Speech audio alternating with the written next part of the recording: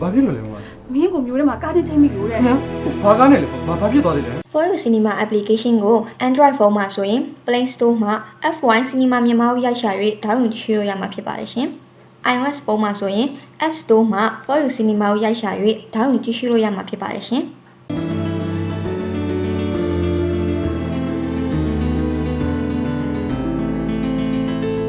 မမောင်လည်းညှို့လိုက်ရလား ဘာဖြစ်လို့လဲမ မင်းကိုမျိုးထဲမှာကားချင်းချိန်မိလို့တဲ့ ဟမ်ဘာကားနဲ့လဲဘာဖြစ်သွားသေးလဲ တထေးကားတစ်စီးလို့တော့ပြောတာပဲကားနှစ်စီးလုံးလည်းဘေးတွေပုံပြီးခြိုက်ကုန်တယ်တဲ့ ဟာကိုကဘယ်ချင်းကပုံဆက်တာလဲ တနိုင်လောက်ရှိပြီနဲ့တူရဲ့ခလေးကျွတ်ချင်သွားကြုတ်ပြီးရနဲ့လိုက်သွားမလို့အဲ့ဒါအိမ်မှာလည်းလူဆောင်မရှိရနဲ့မင်းကိုစောင့်နေတာ အဲ့ဆိုကျွန်တော်ပဲလိုက်သွားလိုက်တော့မယ်ဗျာနော်ကိုပဲနေရမှာ မသိဘူးလေ မမနဲ့ပဲလိုက်သွားမလို့ဆို ဟုတ်တယ်သူ့ဖုန်းဆက်တော့မမရှိမဲဆိုတော့မမနဲ့မမေးလိုက်မိဘူး ဟာမမနဲ့မမေးဘဲနဲ့ဘယ်ကိုလိုက်သွားမှာလဲဗျာ အော်50လမ်းရုံလိုက်သွားမယ်လေရှင်တိုင်းမှုဖြစ်ရင်အဲ့လိုပဲသွားတာမဟုတ်လား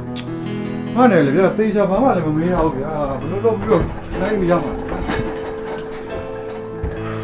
For You Cinema application ရဲ့အကောင့်ဝင်ရမှာတော့ဖုန်းနံပါတ်ကိုရိုက်ထည့်ပေးရမှာဖြစ်ပြီးဖုန်းနံပါတ်ရဲ့ message မှာကြားလာတော့ OTP ကုတ်6လုံးကိုထည့်သွင်းဖြည့်ပေးရမှာဖြစ်ပါတယ်ရှင်။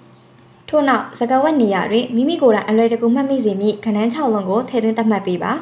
။စကားဝတ်ကိုဒုတိယအကြိမ်ထပ်မံအတည်ပြုသတ်မှတ်ပေးပါ။အကောင့်ဖွင့်ခြင်းအောင်မြင်စွာပြီးဆုံးမှာကမိမိနှစ်သက်ရာကိုကြည့်ရှုခန်းစားနိုင်ပါပြီရှင်။